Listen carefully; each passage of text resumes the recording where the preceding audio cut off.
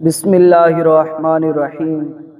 اس خالق لم یزل ذات کا لاکھوں کروڑوں احسان ہے، پھر اس کے پیارے محبوب حضرت محمد مصطفیٰ صلی اللہ علیہ وآلہ وسلم کی برگاہ بے کس پناہ کے اندر ہدیہ درود و سلام عرض کرنے کے بعد آج میں خصوصاً اللہ اور اس کے رسول صلی اللہ علیہ وسلم کی اطاعت کے حوالے سے بیان کرنے جا رہا ہوں۔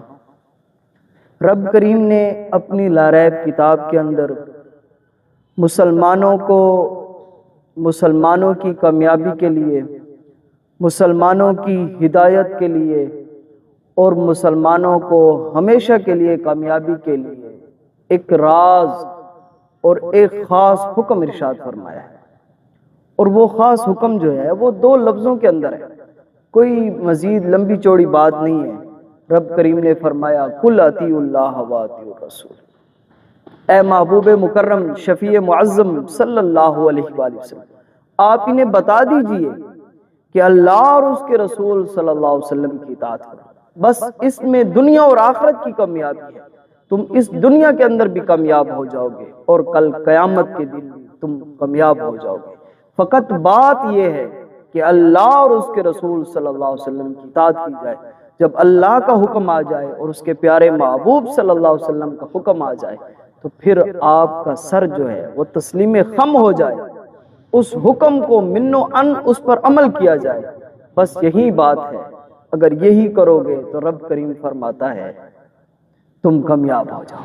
اور پھر قرآن مجید فرقان حمید میں اللہ تبارک و تعالی جل جلالہ نے یہی حکم جو ہے 42 مرتبہ حکم فرمایا ہے کہ ایمان والو میری اور میرے محبوب کریم صلی اللہ علیہ وسلم کی اطاعت کرو، فرما برداری کرو، جو بھی حکم آئے اس پر منو ان عمل کرو۔ اب اتباع اور اطاعت کے اندر کیا فرق ہے؟ اطاعت جو ہے وہ حکم ماننے کو کہا جاتا ہے، اور اتباع جو ہے وہ اس سے اگلا مرلہ جو ہے وہ اتباع ہوتی ہے، قدم پہ قدم رکھ کے چلنا، اس کو اتباع کہا جاتا ہے۔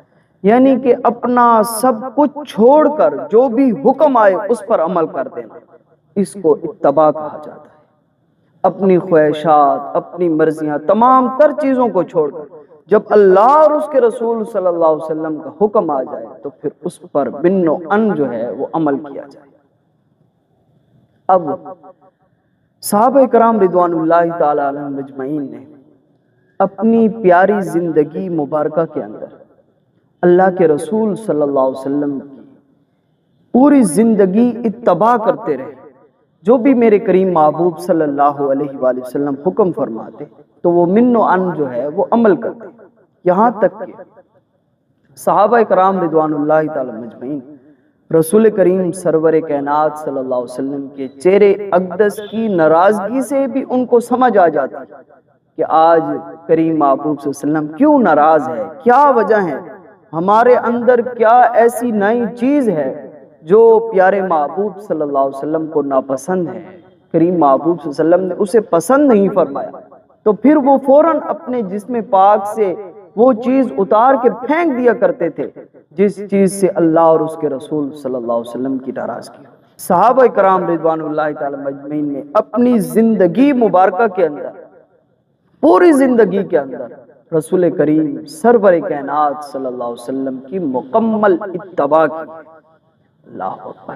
اللہ تعالیٰ سے دعا ہے کہ اللہ تعالیٰ ہمیں اپنے اور اپنے پیارے محبوب صلی اللہ علیہ وسلم کے ہر حکم پر تسلیم خم ہونے کا استطاعت عطا فرمائے، توفیق عطا فرمائے۔